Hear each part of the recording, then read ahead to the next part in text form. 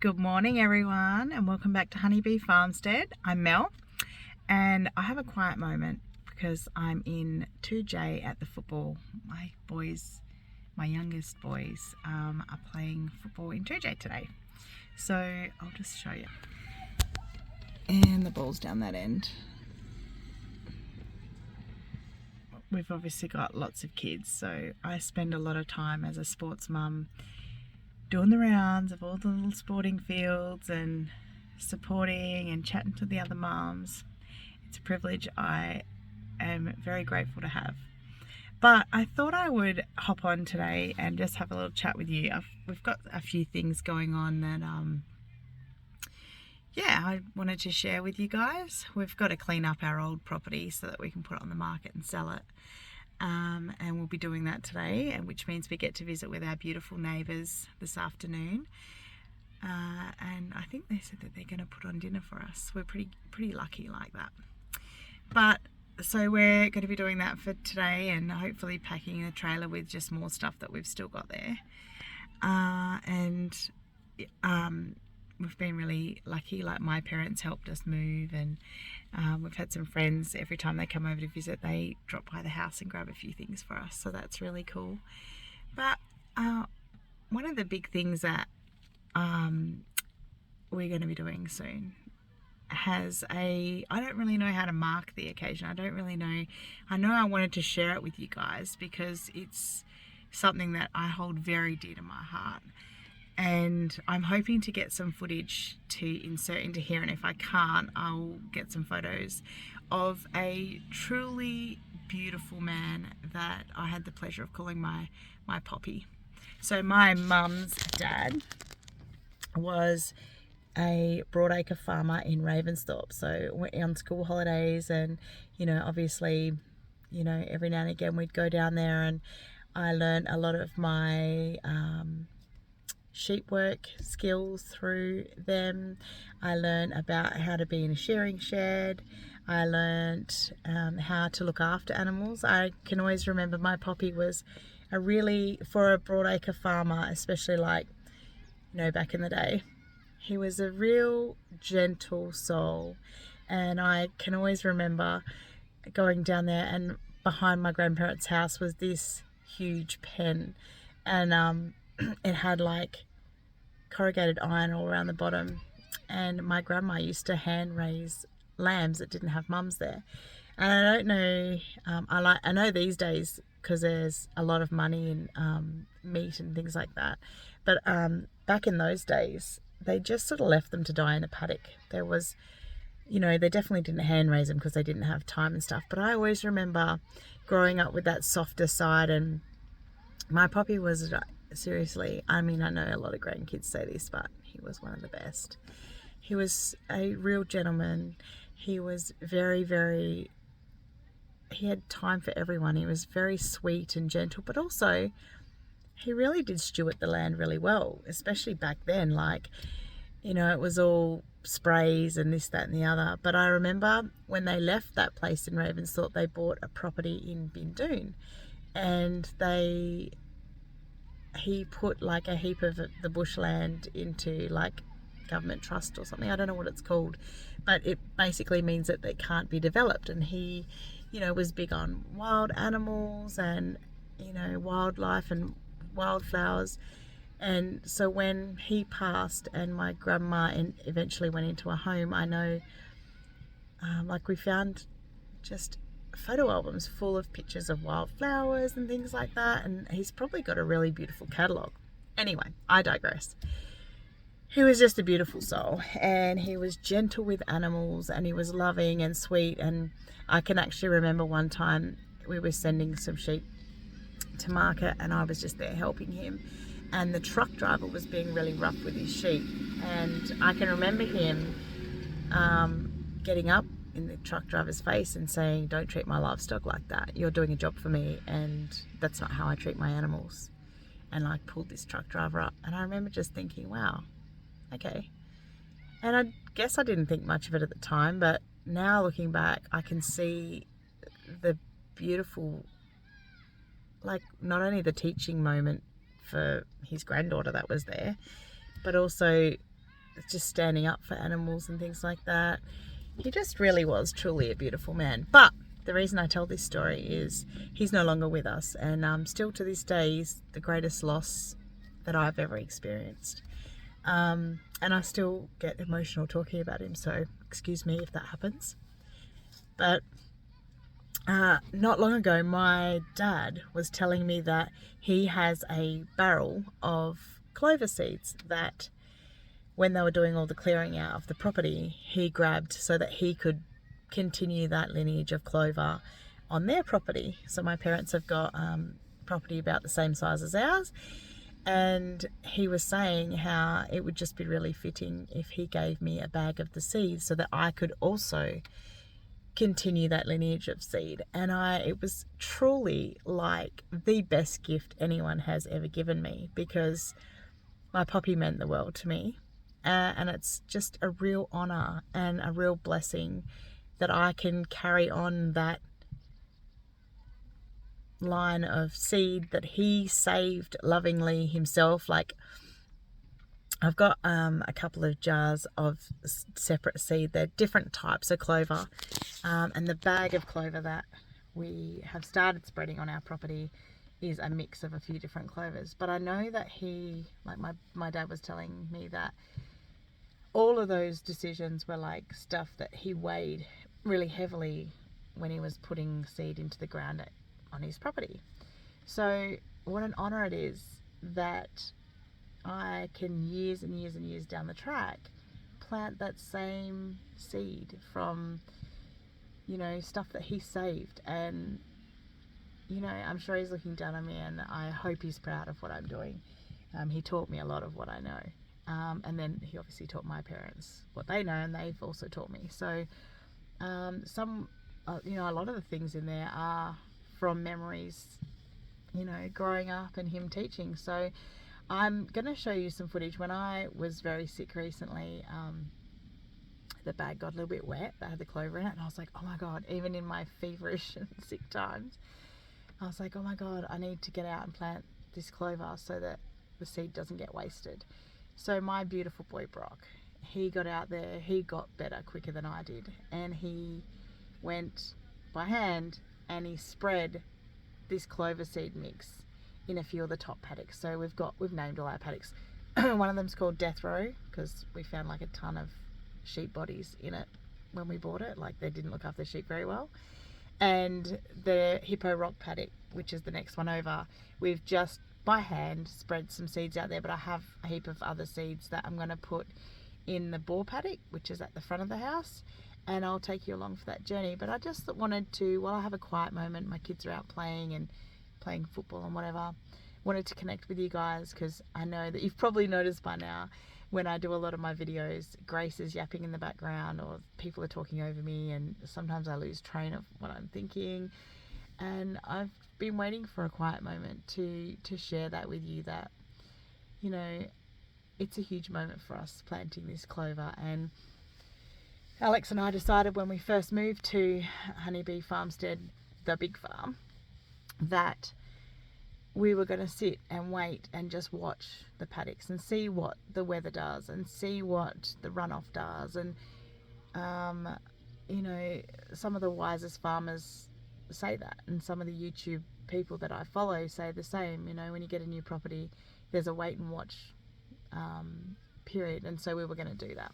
We're definitely not sowing anything, like we're not getting a machinery in and breaking the ground or anything, because I'm still making my decisions about, you know, what we want to do, like what we want to plant. But I know I want to do a regenerative farming method, and with that will come a grain mix that is to rejuvenate the land. Because yeah, I'll show you guys in a clip in here.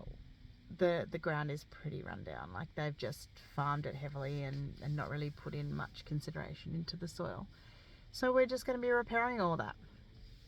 But yeah, that was my long-winded way of sharing with you the importance of this clover and its spreading, and me rotating the grazing really well, because hopefully that seed, once it's in the ground, it continues to live for the rest of its time on our property.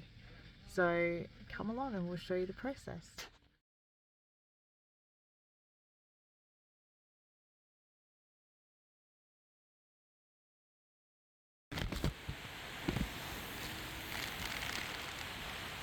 So this is the clover seed that we're going to spread in some of our paddocks. We've already spread some. Just started raining in Alex's shed. If you have a look through here, up the top there. So behind the start of the orchard there, all up in that top paddock where it's just getting green, we've sprinkled clover seed. And then in the next paddock over, that goes down towards Hipper Rock Dam, spread clover seed there already. Last time it rained, and I wanted to stagger it because I wanted to see how it was going to perform. But I've got here another sort of, it's not very much, but I reckon we can get that spread nicely across the paddock, and I'll show you. Look at this weather, so gorgeous. So I think when the rain stops, or even like slows down a bit, so this is walking out from the shed.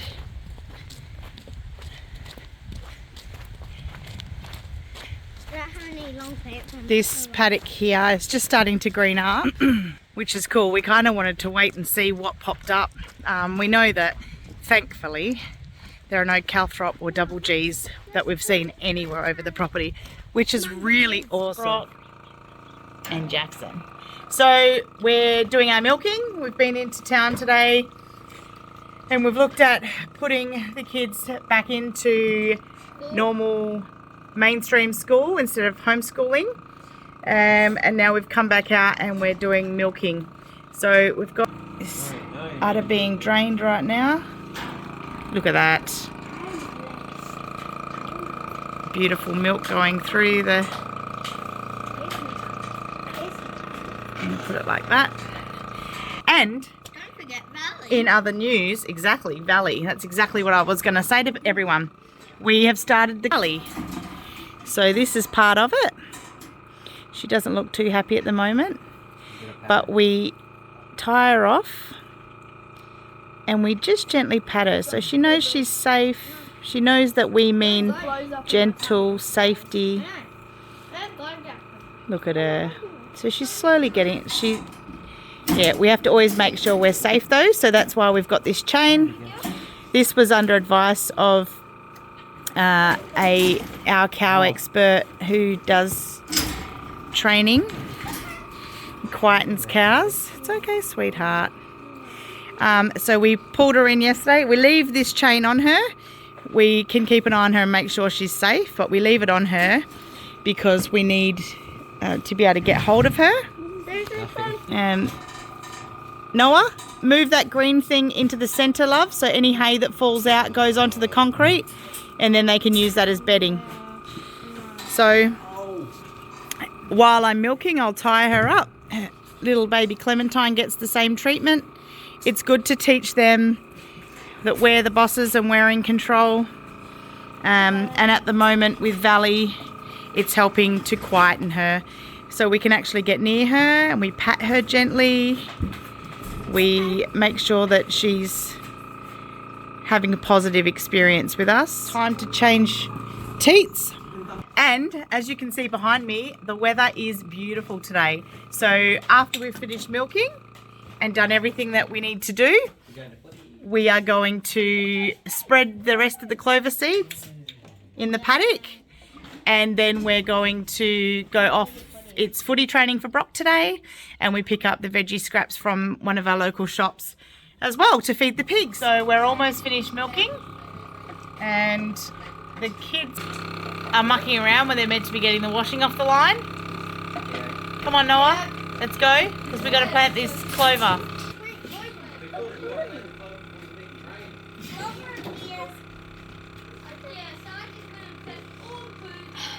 So we're going to plant the clover seed in the paddock that we call the boar paddock, because when we get that established, we're going to be able to use that paddock as one of the rotational grazing paddocks. There's even the possibility we could cut it into two and use it as two paddocks, because it's quite a large paddock. Look at this crazy.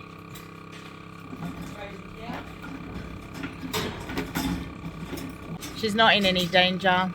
She just doesn't like being restrained.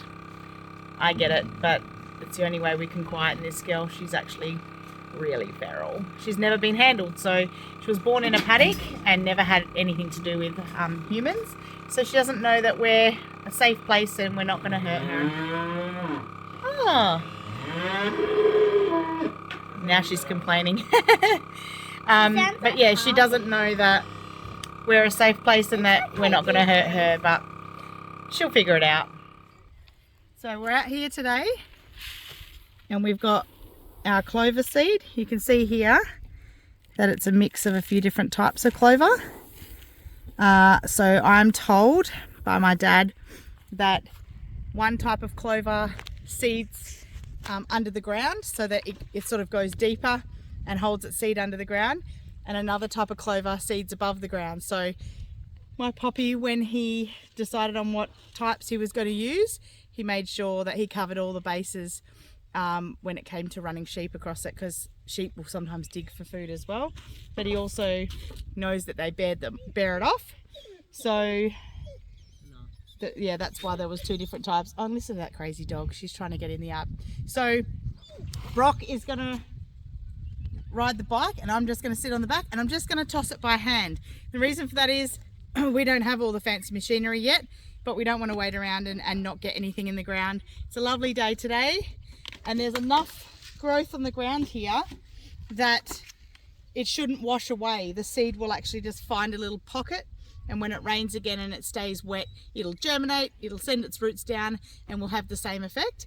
Normally with broad acre, they would scarify the ground and break up the soil. I actually don't want to do that. I want to leave that because there's all these different microorganisms living in the top layer of soil, and if you disturb them, it's no good. So we are going to try and start from the very beginning with as much sort of no disturbing as possible.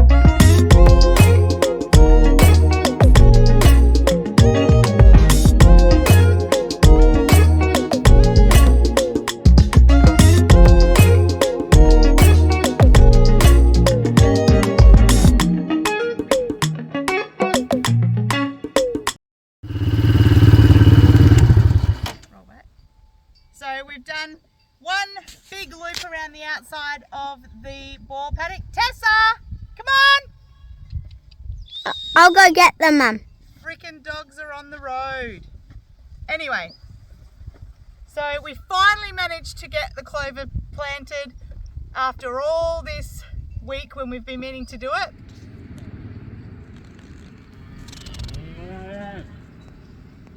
Look, Mummy, Harvey and Deirdre.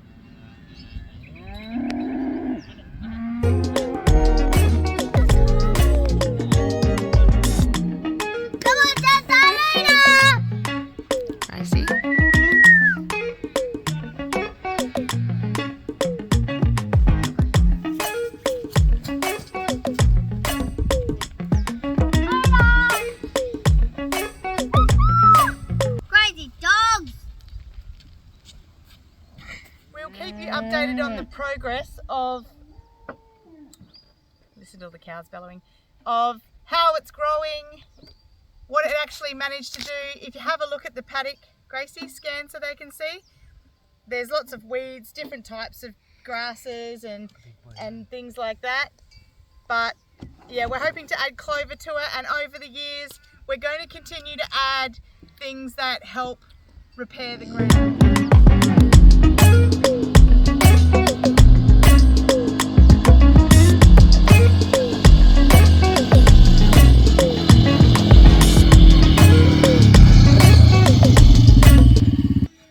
So, we finished planting. The sun's really bright today. We did a huge big lap of the boar paddock, which is one of our front paddocks, and we got it all to the edges of the paddock. So we know that once this lot seed, that seed will start spreading anyway. So that'll be enough for us for this season. So we can actually see what the clover looks like before there's any other types of varieties that gets planted, which is really good. And we know that it's the first clover that we planted, so we should be able to continue that line of clover. And then next season, we're going to buy a seed mix that's for regenerating the land as well. And hopefully by then we'll know our neighbours and things, and we'll be able to get a contractor in to actually sow that broad across the whole property. And I'm going to make sure I focus on a pollinator mix. So there's a company called Bell Pasture Seeds that I found on Facebook, and my parents have actually gone through them and got them to make up a seed mix of all the varieties that they actually wanted, which is pretty brilliant. Quite pricey, but you know what, it's worth it. Next season we're going to do the same thing, and we're going to plant a massive variety of different pollinator seeds, as well as salt fixing, regeneration blend basically. So it'll feed the bees, it'll hopefully improve all of the little microorganisms living environment as well, but it will also provide a feed crop that's nice and diverse in its variety for all my animals to be rotationally grazed on. So we're going to head back to the house now. We've got a few other little chores to do before we take Brocky into footy training. Thank you so much for joining us. I hope you enjoyed the video, and I'd love to hear some comments. So, you know, what do you think of the plan? If you've got any experience with anything like that you think I need to look into as well, like types of seed and varieties of different things, then I'm more than happy. I'd love the advice. You know, we're fairly new to this, and we're just researching as we go, and we're taking bits of advice from people as they tell us. But yeah, we welcome yours as well. So if you can think of anything that might help us, comment below. Really appreciate it. Thanks for joining us. If you're enjoying the videos, please click the like button, the subscribe button, and share them with your friends. Have a great day, guys. Bye for now.